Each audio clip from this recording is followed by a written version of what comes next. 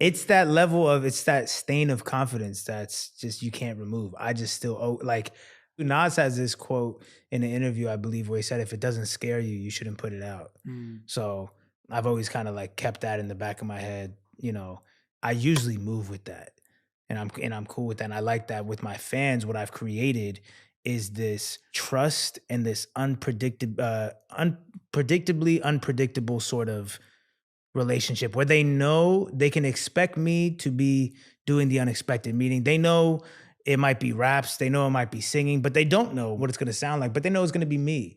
And so I think I've done a very good job at painting my canvas and kind of giving people who I am. So it's allowed me a lot of creative freedom. I always tell up and coming artists, like, when you're coming up, you don't want to then, this is my opinion, when you're coming up and you're building your fan base, you're conditioning them to expect a certain thing from you, a certain sound or whatever, and you're creating this creative window. A lot of people, if you just come up only rapping, right, and you get your whole fan base off of only rapping, let's say, you know, you haven't really fully tapped into you yet, and now you want to start singing, a lot of fans are going to be like, you switched up, what are you doing?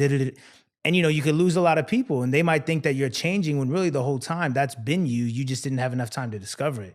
So I was really proud of myself that I was able to kind of give people the whole scope of my creativity so that when I do go left field, no one's going to be like, what are you doing? Because it's kind of like, oh yeah, that's Russ just being Russ. Like, we know that sometimes he's giving us red, sometimes it's yellow, sometimes it's orange, whatever, you know? That's kind of why I did the artworks all like that too. Yeah. Just to let you know that all my music is all different colors. It's not just one. What's good? It's TimelessRoc with TR Mentality, man. Before we get into the video, make sure y'all own your own shit. Let's get into the intro.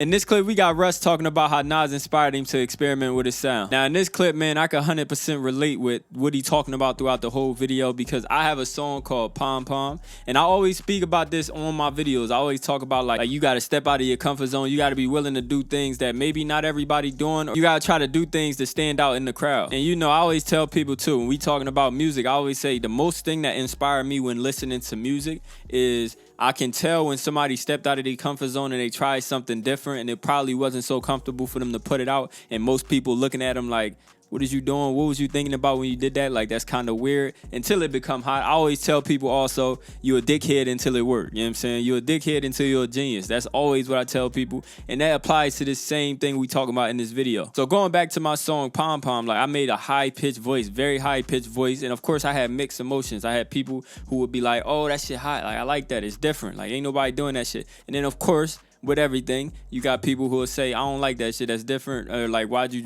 even try that? What made you do that? And I don't even know why you put that shit out. And like I said, man, like I get inspired by things where people jump out of their comfort zone, so it's only right that I do the same thing in the studio. And you never know what you could create. You can end up creating the next sound that so many people in the world start doing and that so many people start to mimic. And it's like your only way of knowing if you can do that is doing different things. I speak on people becoming a pioneer in the game. You know, people got on people like Drake throughout his, like in the beginning of his career when he was singing and rapping at the same time. People ain't know how to feel about that because people was used to the same grimy old hardcore ass rap that people was used to back in the day. And so when he came and he started mixing a different flavor in it, people start calling him soft, people start calling him a weirdo and shit like that. You know what I'm saying? Like, people don't know how to take different shit until it popped. Like I said, then you become a genius. If he would have stopped, everybody would have just said, yeah, he was a dickhead who tried to sing and did that or whatever. But since it actually popped off, now everybody look at Drake like, yo, you're a genius. Like, he actually tried to blend that shit together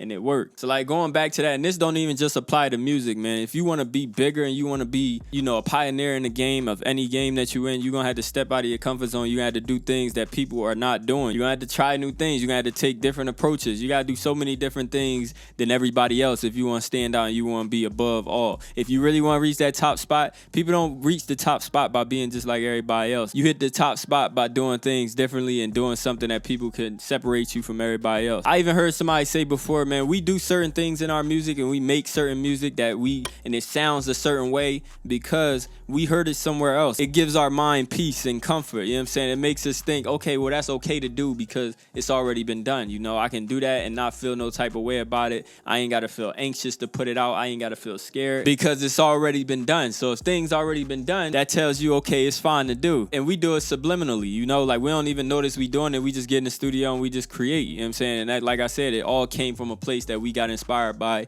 and that's just how it works. And he also spoke on in the video how you got to train your fans to expect the unexpected and not think that you're going to come with the same vibe every single song. And let's put this into perspective, man. Russ got millions of fans, you feel me? And you got to think, on the come up, you got a few fans, you got however many fans you have, but it's on a smaller scale. So that's the perfect time to try to train your audience to expect the unexpected. Going back to my video where I spoke on how fans try to tell artists what to do, man, I'm telling you, I already know how I feel for people to be like, yo, this sounds good, this sounds good, this sounds good. Fans will try to trap you in a box, man. So you got to make sure that you break out of every box that anybody try to put you in and let every new fan that comes in expect that that box is going to be broken and you won't be stuck in that motherfucker. And that's what I'm going to leave y'all on, man. Y'all let me know how y'all feel about the topic in the comments section. If you rock with the video and you agree with me, man, make sure you go ahead and leave a like. And if you're new to the channel, go ahead and subscribe.